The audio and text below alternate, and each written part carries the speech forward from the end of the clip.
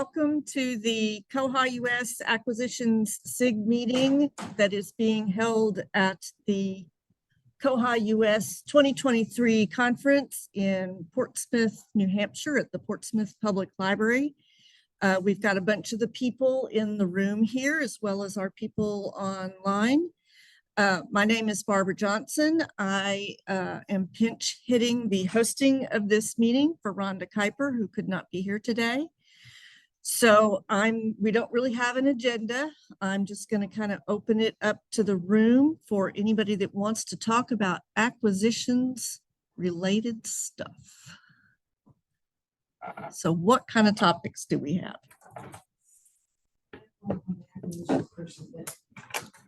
I'm supposed to ask about one here. So they just implemented the item templates, really create item templates, and as you're adding items in there, she brings things in from her baskets from vendors, and you say you accept it, and there's no way to load an item template when you're creating the item from the basket itself and you accept it and everything.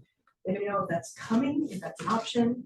I heard something mentioned yesterday or the day before about grids. Yeah, we have grids on the vendor side.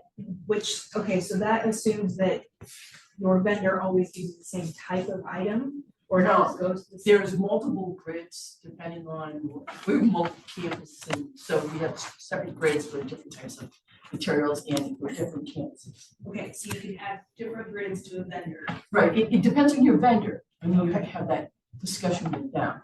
I Okay, don't know who you use.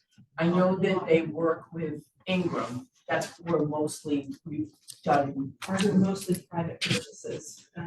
We're a specialty library, and so we have a lot of just individual donors, individual vendors, a lot of international vendors. Might be more challenging. And that's why she wanted a template to say, you know, hey, we just got all these Chinese books. They're all going to go over here. As I accept them, just assign them to the B2 floor and into the international collection. So I don't know if that's something anybody else is talking about or wanting, or. Before we even get into if there's an answer for that, can anyone online hear what we're talking about, and should we shout? I can hear okay so far. I'm going to move closer because we're kind of wigging this here. And I guess talk loud, maybe. No, it's I built, well, there's two pieces of it. I built it on the vendor site after I explained to them what koha was. And so it definitely took some work to get things into, and there's some parameters specifically that you have to set on the koha side in order to take that data in and to have it go. But the way it works now is 90% of everything that we need comes directly, it's pre-coded and goes directly into our item record. So there's very little that actually has to happen when the item actually is received. We have very little, we have very few standing orders, very few vendors with standing orders. We just, I mean, we pick from a lot of things. So that's part of our problem is that we don't have a lot of large vendors and large standing orders, but I don't know if that's anything that anybody else has ever requested, if that's something I should put in as an enhancement development, if anybody else would be interested in. And so I was partly missing it because I was concerned about trying to make sure. So you're talking about pre-populating the item records with item data at the time of order. At the time of receiving. So you're closing out the basket. You said, I received this. I'm creating the item record now. And I want to pre-populate. Is there a reason that you don't create the item record at the time of order? Because you could populate it with item data at the time of order. Yes. That would work for some. Half of what we get is donations. Okay. And we put our donors in as vendors. We just say we didn't purchase it. Purchase price was 0. just for tracking, there was no other way. And so we don't know what it is until we get it in there, but Is there any pattern to the data that would come in? Like, would it always, like this donor, or if it comes from a certain source, there would be some pattern? Because what I'm thinking of is Jason Robb at Southeast Kansas created something I think he called a cataloging helper. And part of it had to do with, and this was just on the cataloging side, I think, but part of it had to do with, okay, if I'm adding a DVD, then it's always going to make this field this and this field this. And so he would click on something and it would populate some of the other drop downs with the data he wanted. okay. And that might be something to talk to him to see if that's, adaptable to Yeah. your. Part of it is that we are only taking in the things that go our branch, but we've got 64 other branches using the same system, and Right. we don't want to have to find our branch every time. We don't want to have to say, this automatically goes to, if it's a US book, we want to know it automatically goes to the 3rd floor. If this is this kind of book, we know it automatically goes to this floor. So by item type might actually work really well too. So. Okay, I will reach out to him. Thank you. Sorry, I'm late. No problem. So we've talked about pre-populating item data for on-order records. What other kinds of things are on your mind?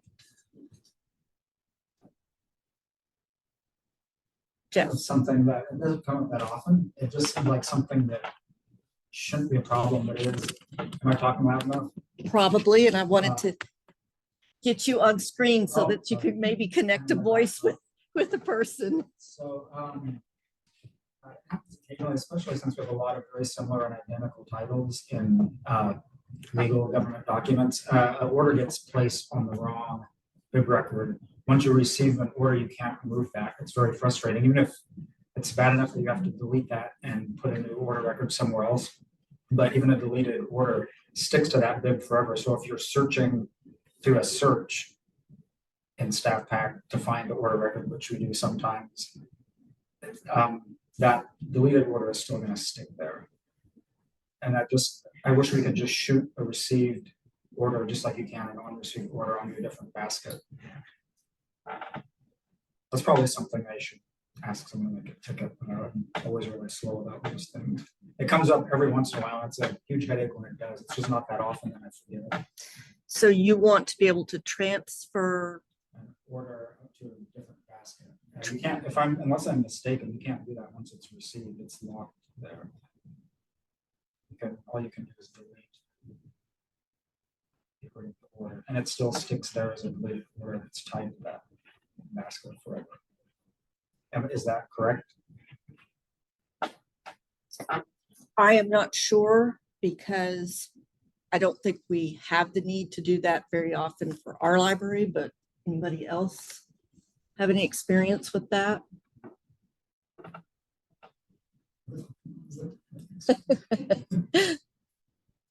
Or anyone? Record attached to it, or is it with an order?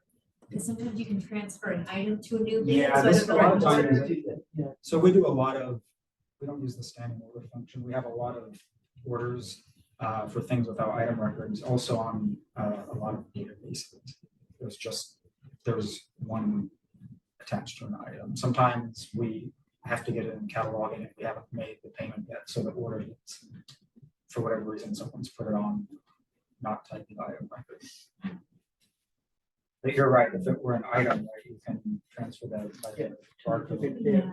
And that happens a lot. Yeah.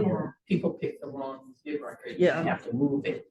And I've gone in and had to make a dummy barcode in order to be able to transfer the record over to the new bib and then go back and delete the one that I don't need. And I wish there was a way to make that transfer. This is sometimes this is more of a cataloging thing, but I wish there were a way to do that not based on barcode, but based on like the item record number, because the item record number is specific to that, and you wouldn't have to go, because I know I've had some electronic resources things where we got duplicates or something in there, and so they didn't have item records, so I had to create an item record, and I don't know, stuff like that, but that's more of a catalog thing. How about our online people? Do we have questions, acquisitions, questions, things that are on your mind? I do. Wonderful. So I'm Carol from Los Gatos. We are using EDI, and in the last couple of weeks, and it's happened sporadically, it hasn't happened on every single time, but when we tried to import a file from our vendor, we're getting an error 500. And it doesn't happen on all of the imports, it just happens on different kinds, and there's no way to pinpoint what it is that's wrong with the file. And we've submitted a request to Bywater. They have not been able to find an issue or find the cause of the error because the error, I guess, is a generic error message. Has anybody come across that?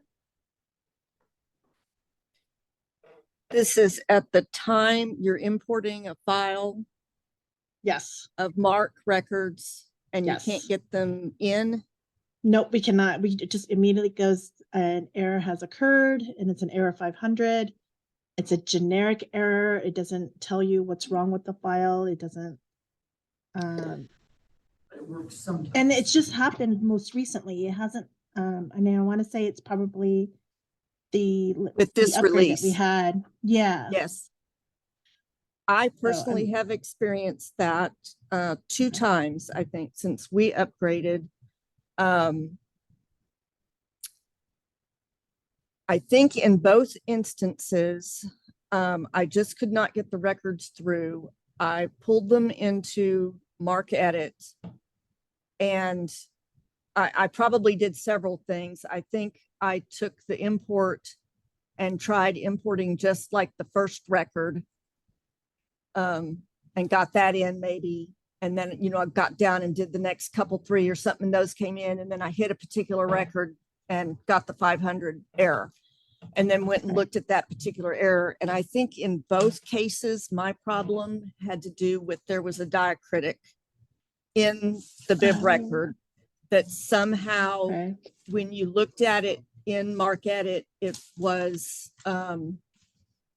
displayed in a not a completely strange, unintelligible symbol, but it was more of a symbol looking character. And it was often, I know one of them was a Spanish record that had some kind of accent mark in it. And I think another one was like a copyright symbol that had been entered into the record very strangely. So I feel like I've not had that problem up until very recently. So I think it is something that's reading, something about the MARC records coming in with diacritics that has cropped up somehow. That would be my gut feeling. But in both cases, they were, it wasn't a specific field or subfield. Is that correct? You just I have can't to remember the particulars. Okay. I can't remember the particulars of ours because it happened, these things always happen when it's like, I needed to get this fixed and had very little time. And so, I managed to get it fixed, and I don't exactly remember what all happened, but I think the next time, I'm sure it will probably happen again. I'll see if I can pay more attention because I think there's something going on there. Check Bugzilla at all to see if anyone had an issue with diacritics. So I haven't checked Bugzilla, but that's, all of these issues, anything we bring up, I know sometimes I forget, but that's always a good thing to remember is to check Bugzilla and see if someone else is encountering this. And then, if you're you have a support vendor, open a ticket, because sometimes I've learned about, I can't find the bug because sometimes the wording is not what I'm looking for, and I just don't hit on it. And then they'll come back to me and say, there's a bug for that, and then I look at the bug and I'm like, I never would have expressed it that way. So, but yeah, I agree that that is something that's cropped up. Thank you. Who was that talking anyway? That was It was Carol. Carol. Gotcha. Other issues people have? You must have burning acquisitions issues at your library or you wouldn't be here. I have one more. Sorry. What was that? Just tell me. You're a stalker. I missed what was last said. Or maybe- Oh, I just said I had one more. Okay, If anybody go else has ahead. come You across go this, for it. sorry. Go for it. When we receive our invoices, we have found that our invoices are not matching what we see in Koha. And it's usually the tax. It's doubled on Koha versus what's on our invoice. We tried removing the tax that we had set up when we set up the vendor, but that doesn't seem to have resolved the issue. Has anybody come across that where they're getting where it's doubled on one side versus the other tax wise? And you are using EDI? Yes, we are. Okay, so I am not EDI, so I cannot speak to that at all. And I'm seeing shaking heads in the Okay. room on that one. So Okay. that one, maybe, have you looked for a bug on that at all? I have not, but Kyle has been looking at it for us. Okay, that's good. And then but, maybe next month when like Rhonda and some of the others that are really into the EDI and have that knowledge, they may be Yep. able to help on that one. I know too that there's differences in libraries. So you talking about tax and this could, Rhonda may not know because in Texas, we do not pay tax. So we're not having to Right. account for that on our orders, but she still might Gotcha. have an Okay. idea. all right. Thank you. Perfect. Anybody else? I kind of wondered about EDI, that it sounds like nobody's using it. So if I'm not mistaken, someone earlier this week said that my letter stopped charging for per vendor for EDI. Did I get that right? That was one of the few. I believe that's what Rhonda said. And I'd kind of like to, we'd like to figure out what people find useful about it. I'm afraid it might not be useful for us. I assume it's for if you have one or a handful of vendors where you get tons of records from them. We get, there's a couple bills that we have monthly, like forever, that might be kind of useful, but we just get stuff from all over the place and it doesn't seem like we need to save that much work, but I don't know. I'd just like to hear people that use EDI and what Why they it has saved them from. Well, I think I did hear, I don't know if this is correct because I don't use it either, but I thought I heard maybe yesterday that Amazon wasn't included. I know. Amazon wasn't included. Yeah. Right, Right. That Right. was one of our vendors that we would like to use for wasn't included. right. Does it involve subscriptions? Because we go through a subscription service, WT Cox, for like 150 of our subscriptions, but I don't know if they would. I do not know on that. I've only ever really heard it talked about with book, video type, audio type vendors, and I haven't heard it talked about with serials. But maybe the ERM is more suited to serials, but that's not really the same as EDI, automatic invoicing and receiving. Because ours are physical serials. that we're Right. getting, so I was doing that too, but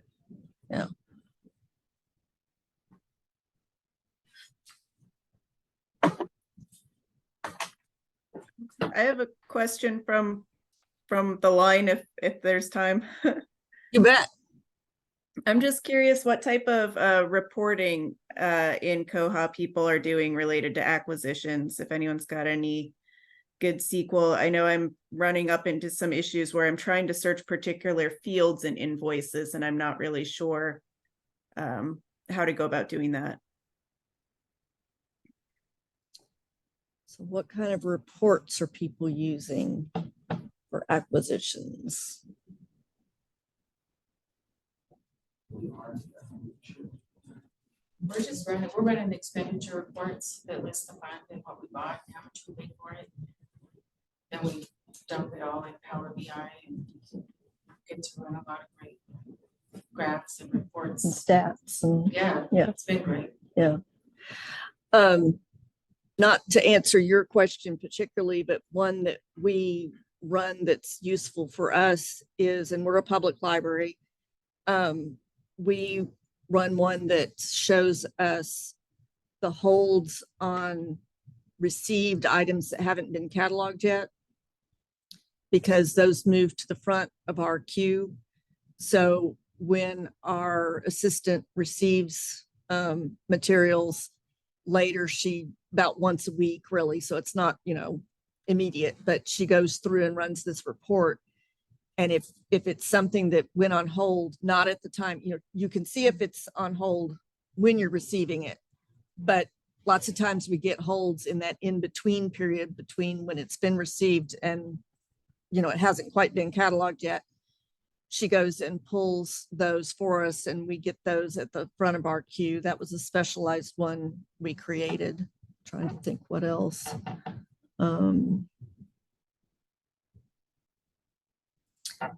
I've got one where I bring in the publishing date into a local 59X field, probably the 590. And then when we get around to this point of the year, my fiscal year will close next week. I go and run a report that looks at all of the publishing dates, and for the ones that look like they won't fill in this fiscal year, I push them into the future year, and it helps me know, I'm not going to spend that $50 on those two books because they're not going to be published. Maybe the publishing date changed. Something very specific we do. Okay.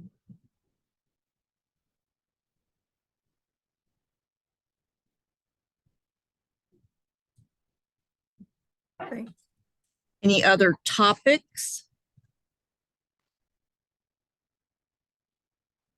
Well, in anticipation that we would have a lot of sounds of crickets here, I went through. I'm going to see if I can share my screen here. Well, let me get the stuff on my screen first because it won't work unless I have something to show you.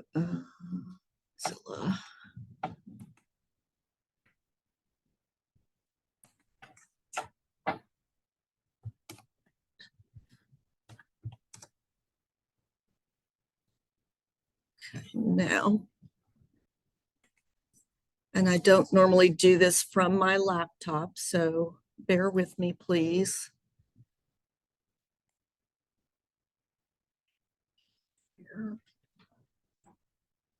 Okay, do you see a Bugzilla screen? Online people? Yes. Fabulous. Okay, so I just did a search in Bugzilla for the acquisitions module and looked at some of the newer things because it's been a while since I've been in there to look at new bugs. This one is 34805 and it says add order search form to the ACT start page. So I thought, well, that sounds interesting. What is that? So apparently this was triggered by a discussion about bug 33662, which I'll have to see what that is, and saying that adding a search form to the acquisition start page would be consistent with other module start pages that offer search options. It would also save some clicks. And then they talk about some variations and stuff, but they do have a screenshot in here of a potential proposed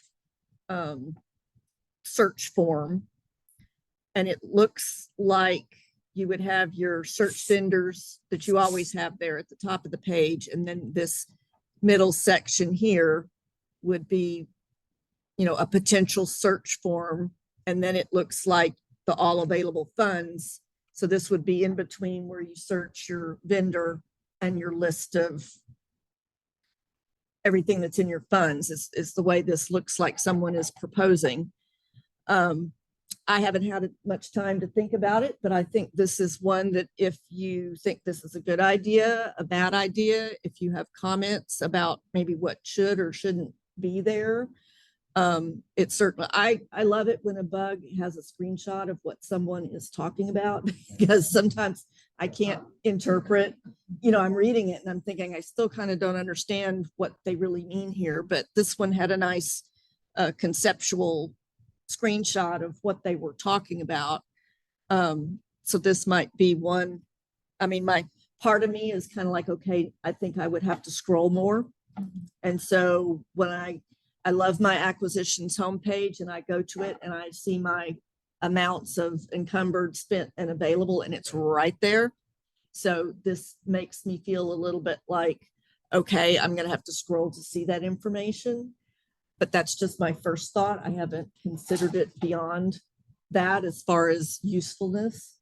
And of course, we all come from different libraries, so what I need or want is different from others. So I think this is one that's good to know about, and consider, and you might want to make a comment or see what you think about it. Any thoughts right now? I like seeing the budget right away too, and I think there's enough search function at the top already. And sometimes we need two budgets open right away because we need to be looking at both at the same time. So that's or have to do a little scrolling. So you might not have heard Jeff, but he said that he likes to see the budget, right off, that it's kind of important to be able to see that information quickly. And that also they often might have two budgets open at once. And so having even more information on this page might mean a lot more scrolling. And I tend to agree a little bit with that. So others?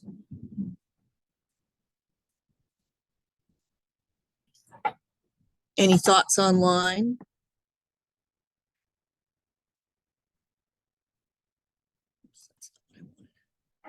Turn it back around to me so I can see what I'm doing here. Okay. Okay, so I'm going to go to my next bug on the list that I thought might be worth being aware of.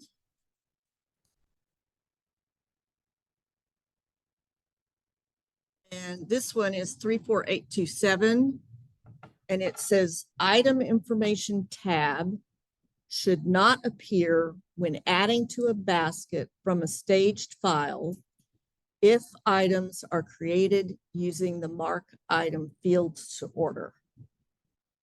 I had to think about that for a while. And this one was filed by Nick.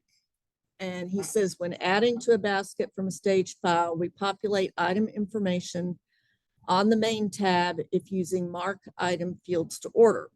However, upon submission, we can get an error sometimes. Some required item subfields are not set. This is because the second tab, the item information tab, uses the standard item editing form and checks that all required fields are filled. These inputs are ignored when item information is present on the other tab.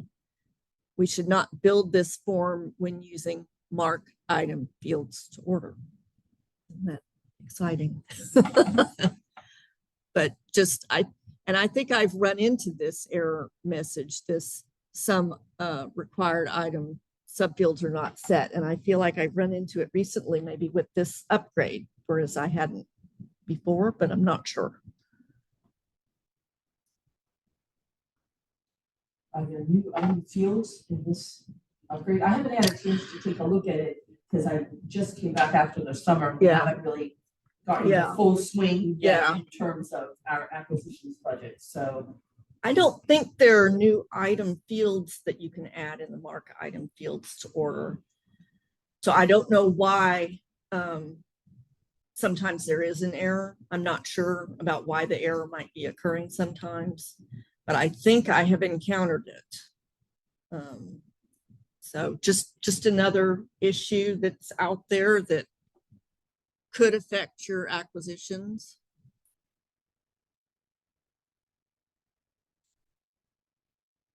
And if you come up with other topics that you didn't realize you wanted to talk about, you can stop my Bugzilla filler list.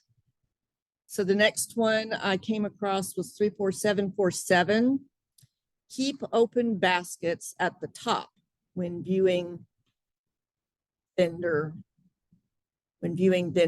Okay, so you go and you view your vendor, and a lot of the times the baskets are all kind of mixed up, and I know I have to sort. And so this is keeping the open ones. It has been requested that there is a way to default open baskets at the top of the list when viewing baskets for a vendor. We can reorder the closed column to achieve this, but we have to do it every time. The people who normally have their baskets open, we generally don't. It's usually a mistake if it's Right. open, you know, that someone forgot to close it. Right. Because it impacts other things, so we're attempting, you know, in terms of our procedures, Yeah. to close our basket before we go on to something else. I think ours are mistakes because we try to close them, but I think there are some libraries, and I'm thinking Rhonda's Round Rock Library might be one of them, where they have like a popular author plan program.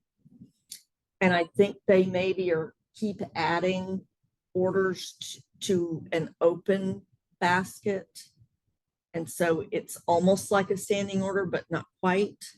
And so it stays open or something like that. So there could be some different workflows, I guess, in which this is maybe more critical to people than others, because I think ours remaining open are usually mistakes, like you say. Yeah. But it's possible there's different workflows. But for us, almost 100% of the time, we just want to see the most recent basket. So I just get used to opening and sorting by date. Mm-hmm. You have to click twice because it does oldest first thing. So for you, you're not interested in whether something's open or closed. You want it to be the most recent thing is at the top. Right. And it doesn't default that way, right? No, I can't determine the order. If you click once, then it sorts and the oldest is on top, and then you click again and the list is on top.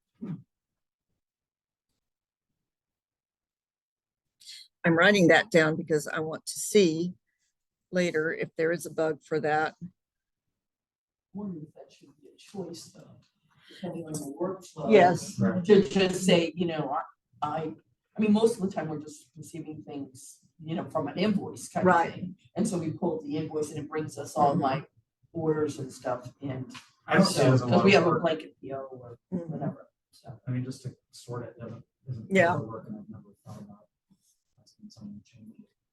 Well, you know, as new upgrades have come along, it seems like every time there's, I don't know about every time, but they've added some column controls, you know, so you can say, show this field or don't show it. And then some of those table settings also have a sort default when you go into those table configurations, not all of them, because I constantly am coming across some table that I'm thinking, I want to make this, I want to set the settings on this, and yet that particular table doesn't have that, you know, built into it yet.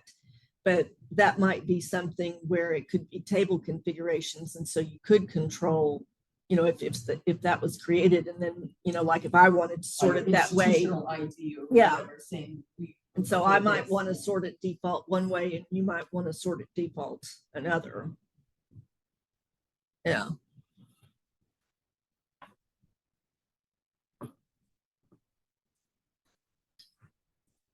Let's see what the next exciting bug is on this list. Oh, I think this is one that I want, if I've gotten the actual right one. This is bug 10758, so it's a much older bug. This one is show bibliographic information of deleted records in acquisitions. Because once something gets deleted, all of that bib information goes away. And so when you're looking at that basket, you see that it's, you know, in there, but it's just deleted bibliographic information or whatever it, so you don't know what that was attached to anymore. If we're reordering a copy, we don't delete it until it comes in. So that's how that's the workaround I think we can have. The other one is to suppress it, but then when you're working in acquisitions and you're searching it, you in staff, you can't tell that it's suppressed unless you open up the tag, the mark tags. Okay. Yeah, that's a great one. Yeah. So this one is fairly popular, I think, as far as Bugzilla bugs go, because there are 21 people on the CC list.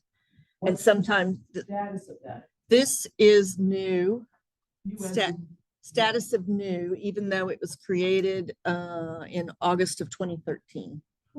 See, that doesn't make sense. You know, that's what I was trying to say the other day when we were talking about this. I said, you look at these figures and you go, why is this saying new when it's obviously almost a decade old? And if 20 people are interested in this, why isn't there some mechanism to say, okay, let's all get together and make this happen, you know? And I don't know, it just seems like there's a piece missing. Like, once you get more than 15, there should be a mechanism to like, hey guys, there are 15 other people that are It's interested in automatically this. assigned to a developer. Exchange or something. Yeah. Or get an email that's just said, did you know that you're part of a group that has 15 other people who are interested in this? Perhaps you might want to join a group and talk to each other about funding this or Well, something. if you put yourself as a CC on Right, this I get what bug, you yeah, mean. Right. every time any change happens to the bug, you get an email about it. And it could be just, you know, somebody else has put a +1 on it and that's all it is. And it doesn't mean that anything's happening. It's just that another person is like, yay.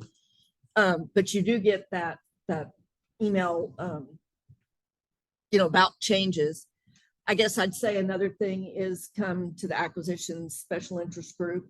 And the more we talk about these things, the more we can potentially find other people. And I might be able to say, well, this year my library is able to put $500 to that. And this is a $4,000 fix or whatever, you know, and can you put in a little chunk and can you put in a little chunk? And then we get together and can actually push something forward, because I know a lot of these just don't happen without funding behind them. I have a question. How many of your libraries have a line item in your budget for development? See, I think that that's one of the big problems that people needs to be honest about. You know, people don't work for free.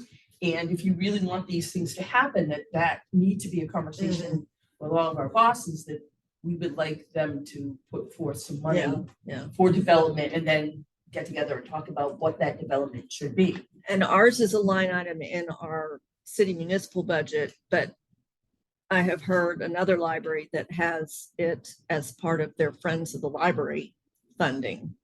So they're getting that money from a support group, you know, from the outside. And that's, you know, that could be another potential way of, if you can't, you know, maybe get it from your Standard entity budget, that whatever. you know, your employer, you know, is there another group that would do something? But in our case, wouldn't it come from our consortium? Because Well, they we manage have to it. have a conversation So with them. They could pay for it and then just increase our, Or what we pay. use the money that we've already been giving them. Not getting, whatever, perhaps, you know, like, you know. Right. So. What about this, you know? Or you put in some money, we put in some money, additional money if we want this to happen, or, and then on our, like, we have various user groups and stuff within our consortium, and just say, okay, so this year we're gonna target acquisitions, next year we're gonna target the OPAC, and, you know, and on a rotating basis, so, you know, unless That's true, there could be fights. there could be fights. But I'm saying, we can come up with a procedure where eventually someone would get, and if someone we have nothing we're wanting to feel about, you could pass it to the next group to have a discussion about something they might want. And another thing that was talked about a little bit, I can't even remember which session it was, but Bob talked about development, the new development process, and I think it was talked about somewhere else, but we're, as koha-US is kind of changing the way they are going to fund a development project, we're trying to get things listed on Bywater's crowdsourcing page. And there is a fuzzy way of getting it on there, but beyond that, once it gets on that page, I think the more we all start looking for enhancement features that could be on that page, then we become aware and we see specs and we see a potential cost of development. And, you know, we could always use that to point also to, you know, hey, neighbor 50 miles down the road that has the same problem. Did you know, here's this development, and maybe we can get together and, you know, do something. I just think the more ways we can communicate, you know, get on the Bywater Slack channel, get on the Koha community Slack channel, post it on the Koha community listserv. I have this problem. I think the more you put it out there, and I know I was very nervous the very first few times that I kind of put stuff out on these, you know, everybody's going to see what I said in the world on these channels. You know, it felt weird, but I think it's advocating, you know, for your own needs. And if you have this need, somebody else does too. You know, you can't be the only one that, you know, and we're all talking about this particular bug, and just several of us in this room are like, that would be really nice to have. Yeah. We have about 10 minutes left. Anybody else, before I go to my next exciting bug on the list, anybody else have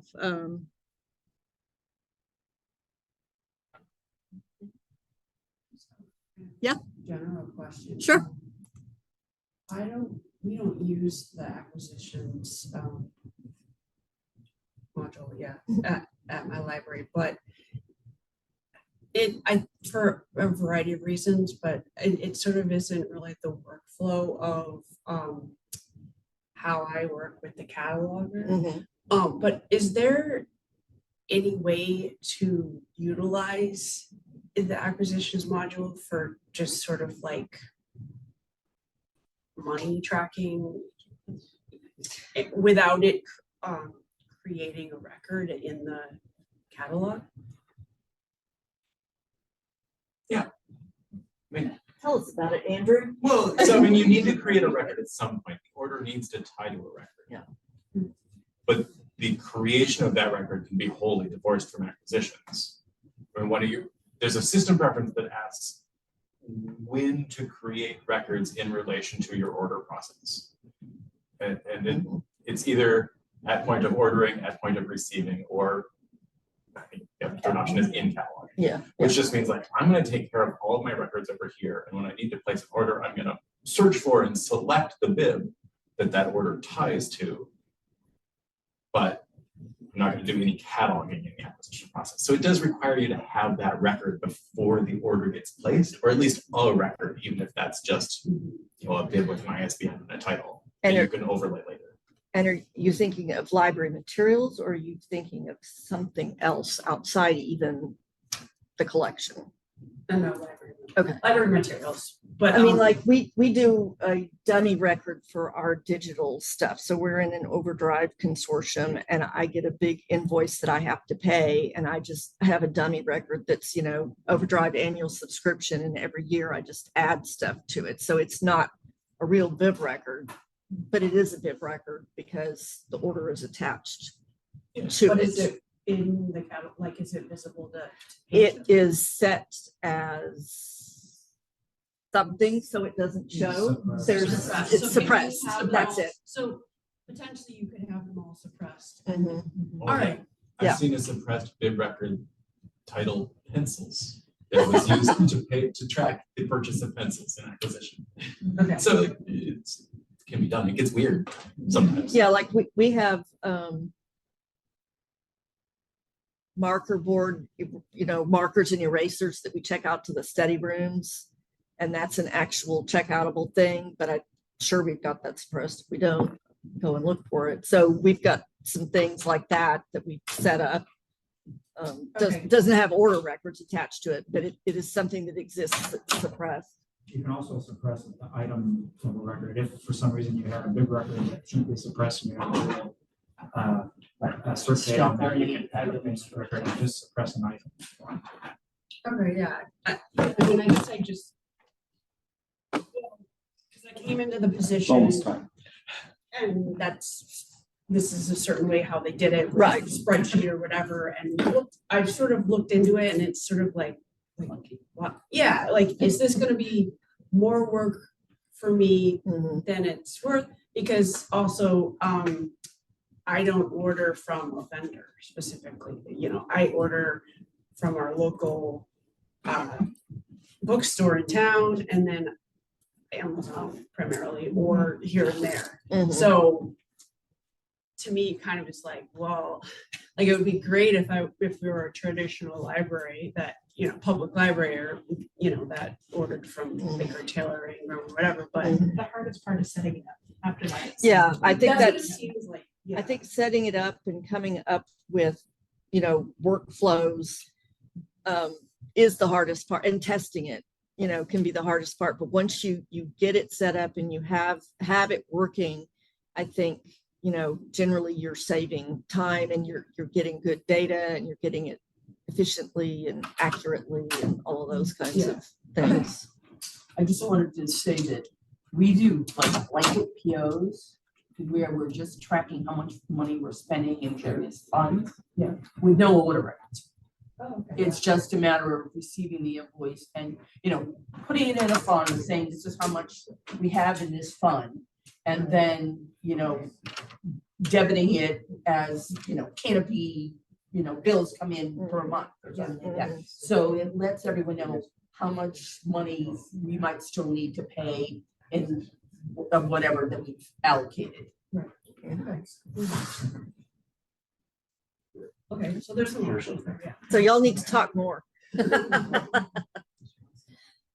All right, so should we end now or do we have time for Well, one more? I don't know, I'm looking at this thing and it says the cataloging special interest group is gonna be downstairs. Yeah. I think most of the cataloging Sis- people are probably here. Sysadmin is Yeah. up here. Yeah, theoretically, so that went downstairs, but I think that might confuse everyone. Well, I'm just thinking a lot of the Now it's people here are gonna go to the cataloging one, they gotta go all the way downstairs, a lot of the system administrators Yeah. are already downstairs, they're Sure. gonna come up here. Yeah. So It's all right. I'm not changing the schedule or anything, I just think it's a dumb idea. I think it should be scheduled. But it's already what it is, I think. Yeah, it is what it is, and I'm not gonna change it, I just think it was a bad plan. So here at the conference, we're at 4 minutes until the top of the hour, and I think we are moving enough around that we're gonna call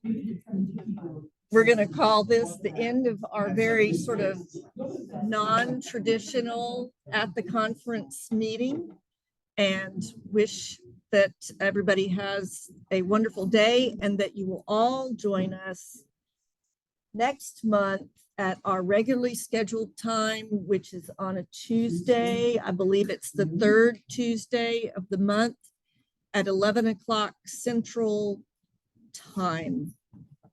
I hope. Is it a similar format where it's open-ended and has? It's open-ended and we all have faces on the screen or big blanks on the screen with our names or whatever. You can hide, you can hover and just listen. You can act like you're in the meeting, but be doing other work because, you just want to kind of hear what's going on. You can participate as much as you want. Do you ever have folks like send a topic ahead of time to sort of get on the agenda? Sometimes they do, but we don't have that happen an awful lot. But there is, if you join the actual Google group for the SIG, that would be a really good way to communicate, you know, at the upcoming meeting. I really would love to talk about X topic, and then Rhonda will make sure that, you know, we start talking about that. And we would love to have topics ahead of time, because we often sit there and just look blankly at each other until things start to happen, which is how this happened. It was, you know, organic. It was, nobody wants to say anything, and then we do have things to talk about. Barbara? So, Don't people sometimes send in bugs to say, I want to talk about this bug? yes, and I think it's always good to look at a bug and you know, get more. I think that's an excellent way to get more discussion. And it gets out there, it gets in the recording. George then puts it in the koha-US. I try. Tries to put it so that it says koha-US has talked about this particular bug, so we have interest. If you go to the website at koha-us.org/bugs, there's a list, a fairly good list of bugs that have been talked about at these meetings. So that you're going to see circulation and cataloging and acquisitions and architectural, all the different kinds of bugs, but at least there's a record of what people have talked about. So we're really leaving now at 1 minute until, you know, if you haven't gotten out of the room yet, you know, so bye, and it was great to see you.